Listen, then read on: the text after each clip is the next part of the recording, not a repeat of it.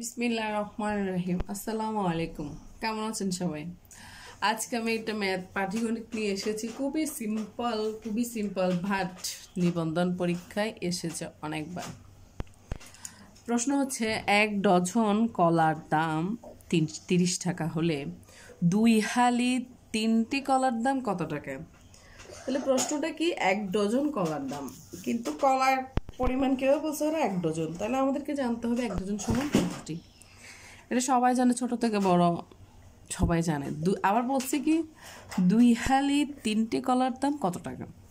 তাহলে 2 হালি, তাহলে আমাদেরকে জানতে হবে 1 হালি সমান কতটি। আমরা সবাই জানি। তাহলে আমরা জানি আমাদেরকে আগে এক ডজন সমান কতটি ওটা বের করতে হবে। তারপর হচ্ছে যে 2 হালি সমান কতটি। আমরা জানি 1 ডজন সমান 12টি, 1 হালি সমান 4টি।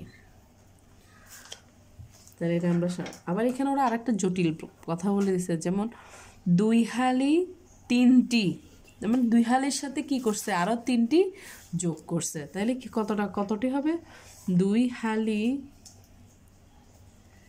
3টি সমান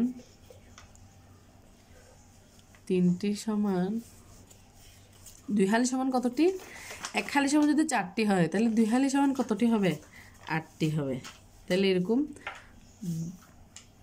যোগ কত, 3টি বলছে, তাহলে কত হবে? 11টি। 4 দুগুণা 8, তারপর 3টা যোগ করলে কতটি হয়? 11টি।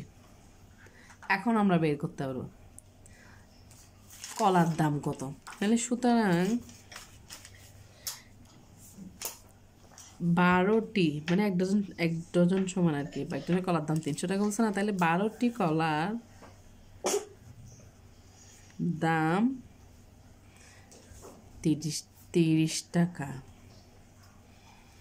তাহলে একটি কলার দাম কত হবে? 30/12 টাকা। তাহলে এরপরে কতটি কলার বের করবো? 2 হালি 3টি, তার মানে 2 হালি 3টি সমান কতটি? 11টি। 11টি কলার দাম 30 × 11 12।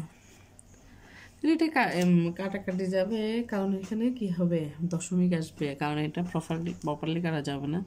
এটা 2 দিয়ে কাটলে 15, এটা হচ্ছে 6, তো 3 দিয়ে কাটলে কি থাকে, এটা হচ্ছে যে 5, 3 5 15, আর এটা হচ্ছে 2, 3 2 6।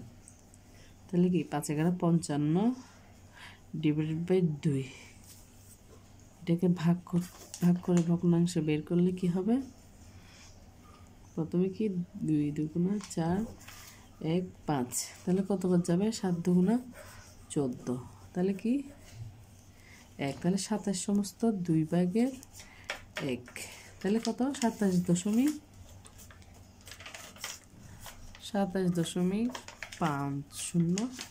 টাকা। তাহলে একটা কলার দাম কত করে পড়ছে? 27.5 টাকা করে পড়ছে। মানে কলার দাম হচ্ছে যে কত? 27.50 টাকা। 1 ডজন কলার দাম 30 টাকা, আর 11টি কলার দাম কত টাকা?